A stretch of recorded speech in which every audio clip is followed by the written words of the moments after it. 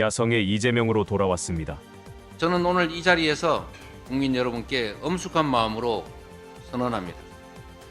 더불어민주당은 이제 혁신 공천을 완수하고 심판의 날을 향해 필사즉생에 이기는 선거전을 시작할 것입니다. 이번 총선은 국민의힘과 더불어민주당의 대결이 아닙니다. 반국민 세력 국민의힘과 국민의 대결입니다.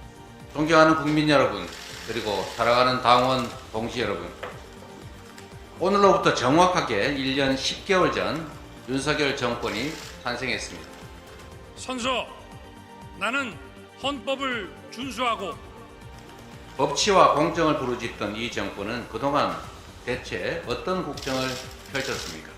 8월 달에 폭우로 인한 침수, 그때 정말 제대로 된 대처하는 모습을 못 보여준 이후로 무정부 상태라는 말이 국민들 앞에서 나오기 시작했습니다. 지금도 마찬가지죠. 59조 세수 펑크 났고 국회에서 민생을 보호하기 위한 법률안들을 만들어도 이것조차도 무력화시키고 있거든요. 만약에 22대 총선 이후에도 이렇게 계속 간다? 2027년 대선 때까지 아무 일도 안 일어난다는 건데 앞으로 3년은 대한민국에서 너무 중요한 시간들 아니겠습니까? 대한민국의 주권자에게 한 약속은 지켰습니까? 국민이 부여한 권력으로 국민의 삶을 책임졌습니까? 윤석열 정권 2년 동안 대한민국은 끝없이 추락했습니다. 경제는 폭망, 민생은 파탄, 한반도 평화는 위기, 민주주의는 파괴 지경입니다. 전문가들은 급격한 인구 절벽에 국가 소멸을 경고하고 심지어 스웨덴은 대한민국이 독재화되고 있다고 분석합니다. 엄정해야 될 사정 권력은 정권의 입맛에 따라 윤 정권 무죄, 민주당 유죄의 녹슨 칼날을 마구 휘두르고 있습니다. 지금 이 순간 해병 사망 은폐 사건의 핵심 피의자로 공수처가 출국 금지했던 이종섭 전 국방부 장관이 출국합니다.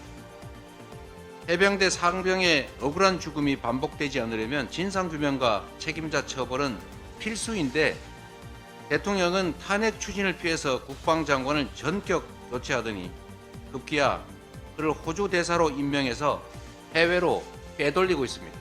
해병대 최상병 순직 사건 수사 외압 의혹의 핵심 인물로 공수처의 수사를 받고 있는 이종섭 전 국방부 장관. 출국 금지 상태에서 호주 대사로 임명돼 큰 논란이 일었죠.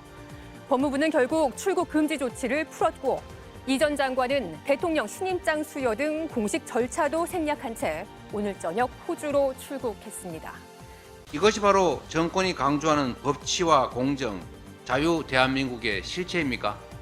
윤석열 정권은 2년간 나라를 망치고도 어느 것 하나 책임지지 않았습니다.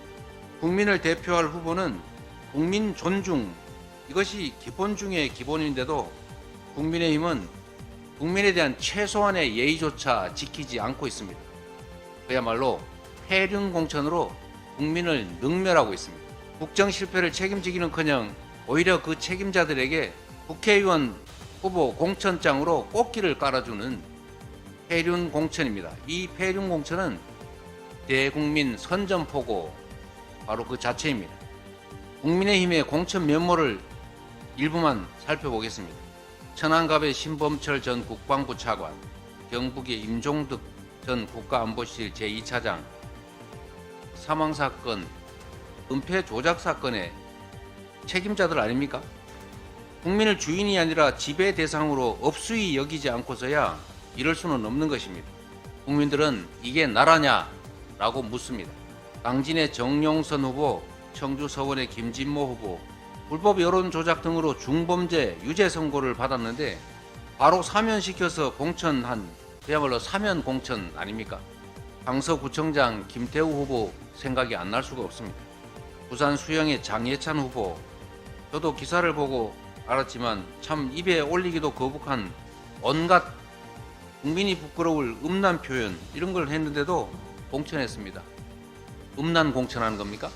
돈 받는 장면이 CCTV에 찍힌 청주 상당의 정우택 후보, 이런 돈봉투 공천, 국민의힘은 이런 행위들을 국민들이 보고 우리 어린아이들이 보고 배우라고 장려하는 것입니까? 서산 태안의 성일종 후보, 인천 연수갑의 정승연 후보, 이또 히로부미를 칭송하고 일본 비판을 열등의식으로 폄하하는데 이런 분들 공천한 거 그야말로 친일 공천 아닙니까? 탄핵당한 국정농단 세력을 공천했습니다. 탄핵 비하 공천. 5.18을 부정하는 공천도 했습니다. 5.18을 헌법 전문에 싣겠다고 그렇게 여당 대표 대통령 후보부터 그렇게 얘기하더니 이 5.18을 폄훼하는 후보를 과감하게 공천했습니다. 그야말로 극우 공천입니다. 국민을 두려워한다면 어떻게 이런 식의 공천을 할 수 있겠습니까? 여주 양평의 김선교, 계양을의 원희룡 후보, 양평 고속도로 사태의 책임자들 아닙니까? 양평도로 게이트 공천 그야말로 말문을 막히게 합니다. 원인은 양평에서 나와야지. 고속도로 해야 될 거 아니야? 김성교가 많이 해먹었으면 또 바톤 터치해가지고 원인이가 또 해야지. 거기 가서 인생도 지들끼리 다 짜고 치는 고스톱이야 그거. 그 외에도 수도 없이 많습니다. 열거하자면 끝이 없습니다. 잘못된 국정을 성찰하거나 반성하면 조금이라도 기대할 수 있겠습니다. 그러나 이런 국정 실패에 대해서 국정의 잘못에 대해서 책임져야 될 사람들한테 공천장으로 상을 주는 거 이건 앞으로도 계속 이런 식으로 국정 운영하겠다는 뻔뻔한 선포 아닙니까? 개선의 기미가 도저히 없습니다. 이제 남은 것은 심판뿐입니다. 4월 10일은 심판의 날입니다. 경제 폭망, 민생 파탄, 민주 파괴를 심판하는 날입니다. 무능 정권에 대한 심판의 날이자 해륜 공천에 대한 심판의 날입니다. 민주당은 국민의 기대와 눈높이에 맞춘 혁신 공천으로 공천 혁명을 이뤄냈습니다. 세대 교체, 인물 교체라는 시대 정신을 외면하지 않았습니다. 변화와 개혁을 바라는 국민의 기대에 맞추려면 생사를 도려내고 한골 탈퇴하는 고통을 감수해야 합니다. 옥동자를 낳으려면 진통은 피할 수 없습니다. 가지를 치고 낡은 껍질을 벗겨내야 국민의 심판대에 부끄럽지 않게 설 수 있다고 믿습니다. 혁신과 재탄생의 진통을 피한다면 저 이재명의 존재도 민주당의 운명도 국민의 삶과 대한민국의 미래도 끝장이다라는 절박함으로 임했습니다. 당원과 국민께서 저희의 몸부림에 응답해 주셨습니다. 혁신 공천으로 공천 혁명을 함께 만들어 주셨습니다. 당사자들로서는 참으로 안타깝고 힘든 일이겠지만 중진을 포함한 많은 분들이 이 선으로 후퇴했고 국민과 당원이 적극 참여한 혁신 공천으로 사상 최대 폭의 세대 교체, 인물 교체를 끌어냈습니다. 조용한 숲은 불타버린 숲뿐이고 조용한 강은 썩어가는 강뿐이라 했습니다. 상처는 변화를 위한 몸부림이었고 갈등은 혁신 과정의 불가피한 진통이었습니다. 존경하는 국민 여러분, 저는 오늘 이 자리에서 국민 여러분께 엄숙한 마음으로 선언합니다. 더불어민주당은 이제 혁신 공천을 완수하고 심판의 날을 향해 필사즉생에 이기는 선거전을 시작할 것입니다. 이번 총선은 대한민국이 무너질 것이냐 전진할 것이냐를 결정하는 역사적 분수령입니다. 행정 권력만으로도 이처럼 폭주하는 정권이 국회마저 소나기에 넣는다면 상상 못할 폭정이 현실이 될 것입니다. 민주주의는 완전히 파괴될 것이고 경제와 민생 평화의 회복은 요원해질 것입니다. 이제 심판의 날이 한 달 남았습니다. 4.10 심판의 날에 주권자인 국민 여러분이 나서 주십시오. 포기나 외면은 정권을 편드는 것입니다. 외로움을 참고 한탄할 것이 아니라 심판해야 합니다. 심판하면 바뀝니다.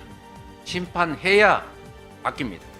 이번 총선은 국민의힘과 더불어민주당의 대결이 아닙니다. 반국민 세력 국민의힘과 국민의 대결입니다.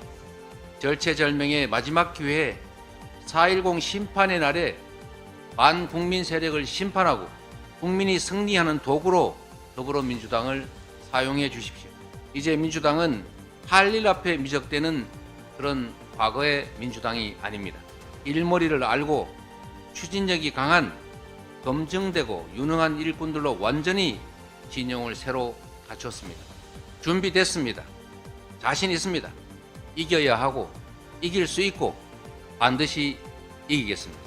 4.10 심판의 날 국민 승리를 위하여 민주당이 명운을 걸고 싸우겠습니다.